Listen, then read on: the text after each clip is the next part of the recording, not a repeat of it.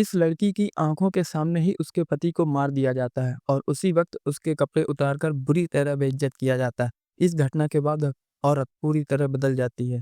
मौत को मात देकर वह बिना किसी डर के बदला लेने की राह पर निकल पड़ती है।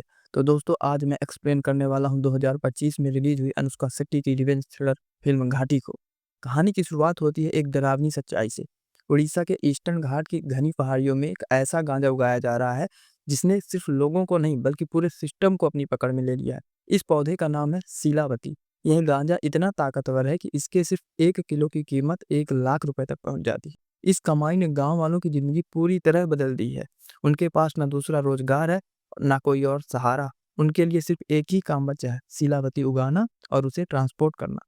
गांव का हर इंसान, चाहे बच्चा हो या बूढ़ा, इसी धंधे पर टिका हुआ है। रोज कम से कम 150 किलो गांजा यह लोग कंधों पर उठाकर पहाड़ी रास्तों से शहर तक ले जाते हैं।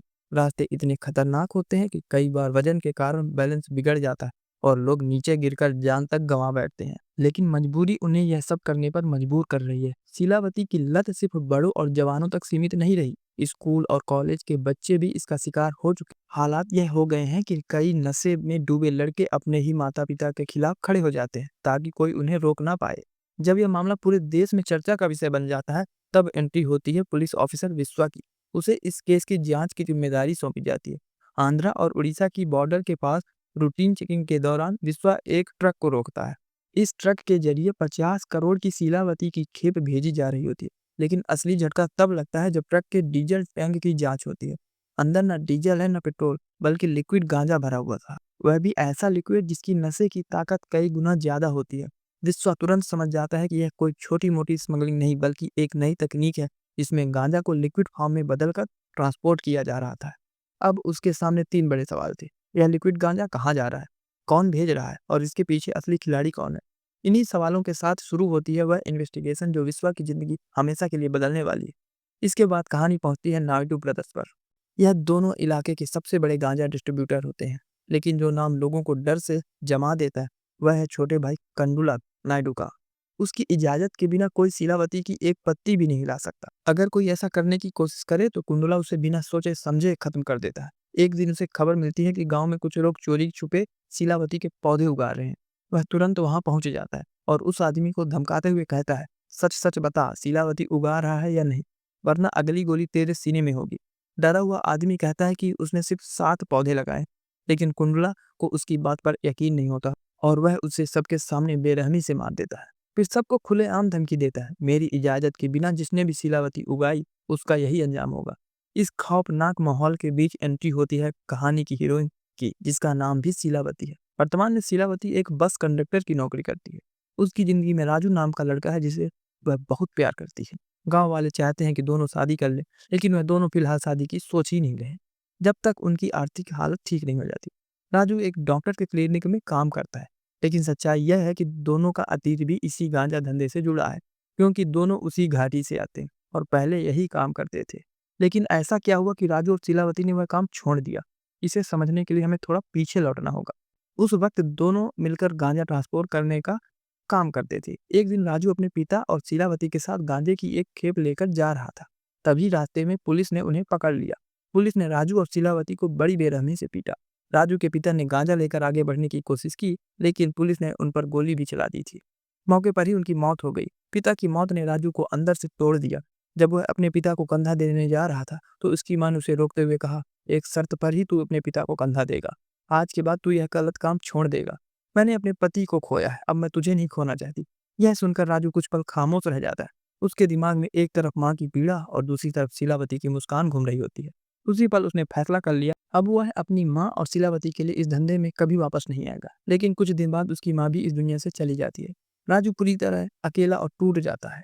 उसे समझ नहीं आता कि जिंदगी को अब आगे कैसे बढ़ाए। कमाना भी जरूरी था, लेकिन गांजे का धंधा वह दोबारा नहीं करना चाहता था। इसलिए उसने अपनी पढ़ाई पूरी की और एंटर करने के बाद वह एक क्लिनिक में नौकरी पकड़ ली। इसी तरह शीलावती ने भी वह काम छोड़ दिया और बस कंडक्टर की नौकरी करने लगी।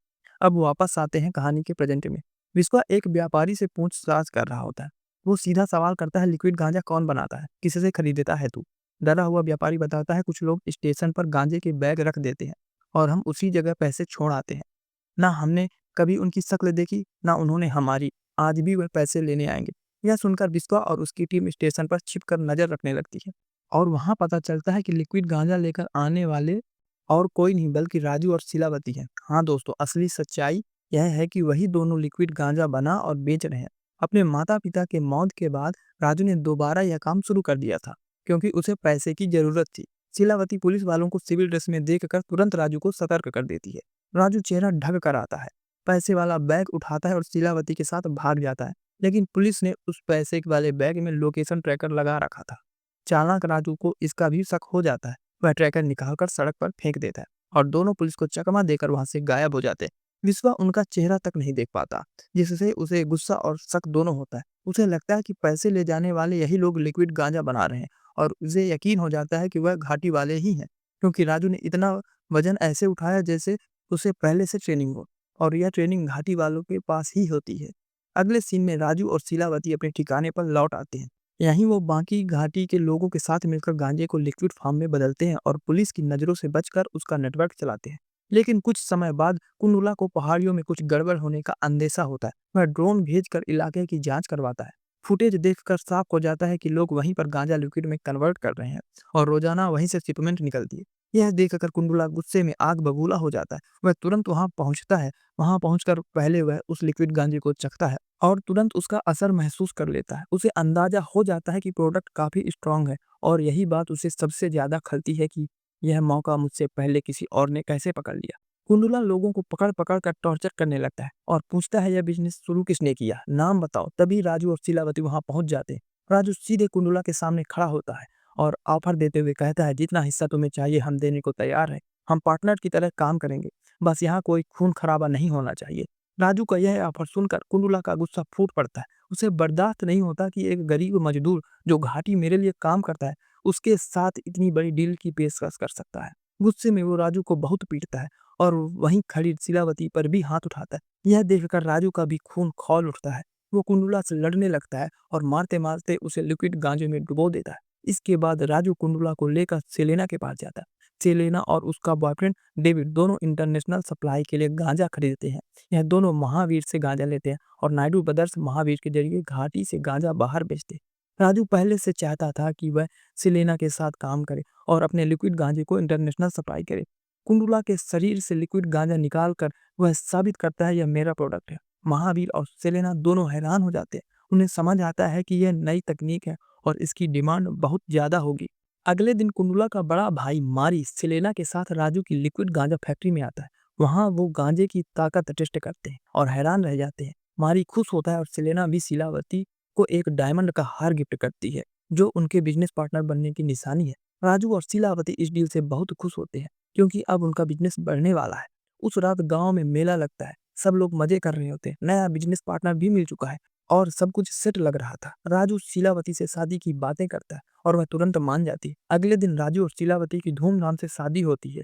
इस दौरान कुंडुला अपने आदमियों के साथ हमला कर देता है। देसी राजू भी जंग में लड़ने लगता है। शीलावती को भी गहरी चोट आती है, लेकिन देसी राजू के सामने ही शीलावती को उठाकर गाड़ी में ले जाने लगते। राजू भी उनका पीछा करता है। दौड़े भागते वह कुंडुला की गाड़ी के सामने आ जाता। तभी कास्टल दूसरी गाड़ी लेकर आता है और राजू को जोर से धक्का मारता है। कहता है बड़े लोगों के साथ पार्टनरशिप का अंजाम अब तू देखेगा। कास्टल की बात खत्म होते ही कुंडुला सबसे पहले शीलावती की साड़ी खींच लेता है, जिस वजह से वह बहुत जोर से नीचे गिर जाती।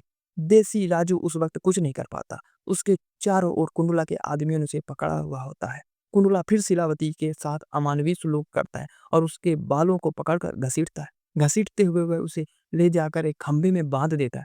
यह दृश्य देखकर राजू अपना आपा खो देता है। वह किसी तरह अपने आप को छुड़ा लेता है और ये सब पर टूट पड़ता है। एक तरफ कुंडुला शीलावती के साथ गलत कर रहा था, वहीं दूसरी तरफ राजू सबको धड़ाधड़ मारे जा रहा था। जैसे ही वह कुंडुला को खत्म करने के कगार पर पहुंचता है, दूर से कास्टर की गोली राजू के सीने में लगती है। शीलावती बहुत रोने लगती है। उसे पता है कि शायद राजू अब बचने नहीं वाला। निहत्था राजू कुछ नहीं कर पाता और उसके सामने शीलावती के सारे कपड़े निकाल दिए जाते हैं। कुंडुला कहता है तुम भिखारियों की इतनी औकात नहीं कि हमारे पार्टनर बन जाओ, बस तुम कीड़ों की औकात याद दिलानी थी। राजू कुछ नहीं कर पाता और शीलावती की हालत देखकर उसका दिल टूट जाता है। वो जख्मों से टूट चुका था। गोली लगने की वजह से राजू वहीं दम तोड़ देता है और शीलावती ये सदमा सहन नहीं कर पाती।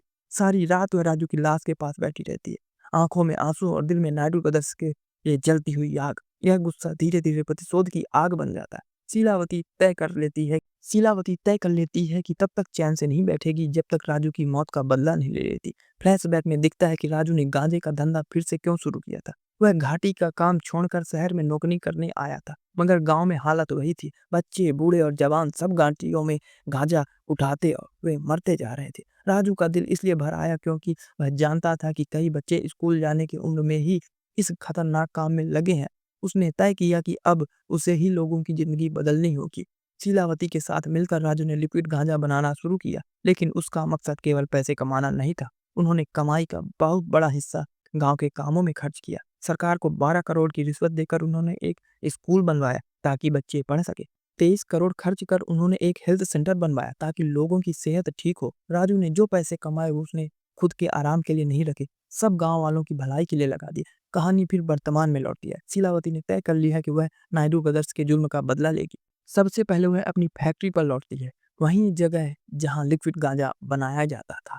वहां गुंडे उसे देखकर उसके नग्न किए जाने की घटना को लेकर मजाक उड़ाते हैं, जिसके बाद अकेले ही वह 10 लोगों पर भारी पड़ती है। गुस्से में लाल होकर वह फैक्ट्री को आग के हवाले कर देती है ताकि फिर वही सिस्टम कभी ना चले। अगले दिन नायडू ब्रदर्स के कहने पर एक आदमी राजू की कब्र खोदने की कोशिश करता है, क्योंकि जब से शीलावती ने नायडू ब्रदर्स के गुंडों को मारा है ना, गांव वाले के सामने वह बिल्कुल हीरो बन चुकी है, जो अब इन लोगों को नायडू ब्रदर्स के अत्याचार से आजादी दिलाएगी। अब अपना डर खत्म ना हो, इसलिए गांव वालों के अंदर दहशत डालने के लिए नायडू ब्रदर्स यह काम करवा रहे थे। वो कहते हैं कि इससे पहले तो शीलावती को जिंदा छोड़ दिया था, लेकिन अब नहीं, उसको ऐसी सजा देंगे कि गांव वालों की नजरें शर्म से झुक जाएंगे। तुम सबके सामने ही हम शीलावती को मारेंगे। तुम्हारे बंदों को मारकर उसने अच्छा नहीं किया। राजू की कब्र खुदता हुआ देखकर वह जरूर यहाँ पे आएगी, और तब देखना मैं उसे मार डालूंगा, टांग दूंगा बिल्कुल कौवे की तरह, ताकि वो कौवे भी उससे डर कर भाग जाए। लेकिन वह आदमी कुछ कर पाता इससे पहले शीलावती वहां पर आ जाती है। सभी को पता था कि यह आदमी बचने नहीं वाला।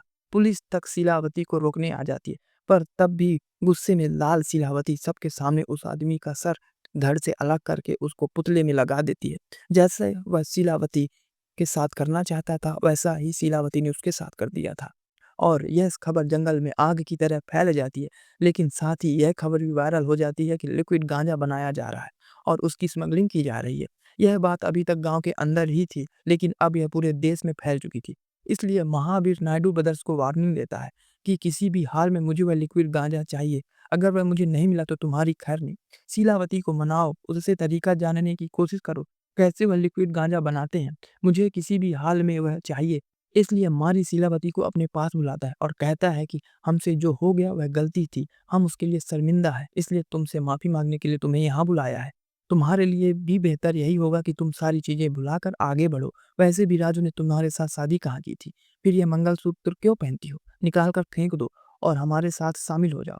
50% प्रॉफिट मिलेगा, बस हमें तरीका बता दो। वो जैसे मंगलसूत्र निकालने की कोशिश करता है, इसी जगह पर ही वह मारी की हत्या कर देती है। दोस्तों, उसी के घर में उसी के गुंडों के सामने उसको पेल दिया। लेकिन इस चीज से सारे गुंडे शीलावती को मारने की कोशिश करते हैं। वह सभी का बढ़िया तरीके से मुकाबला करते हुए वहां से भागने की कोशिश करती है, लेकिन वह गुंडे उनके पीछे पड़ जाते हैं और तभी एक आदमी उसे शूट कर देता है, जिससे शीलावती की गाड़ी का एक्सीडेंट हो जाता है। वहां वो गुंडे आकर जैसे ही शीलावती को मारने वाले होते हैं, शीलावती के दोस्त तुरंत आकर उसे बचा लेते हैं और फिर उन गुंडों को मारते हैं। यहाँ शीलावती की हालत बहुत ही ज्यादा खराब हो चुकी थी, इसलिए गांव वाले उसका इलाज करते हैं, उसके अंदर से गोली बाहर निकालते हैं ताकि शीलावती की जान न जाए। दूसरी तरफ कुंडुला अपने भाई की मौत से बहुत दुखी होता है, इसलिए वह शीलावती को मारने का प्लान बनाता है और ढेर सारे गुंडों को उसके मारने के लिए भेज देता है।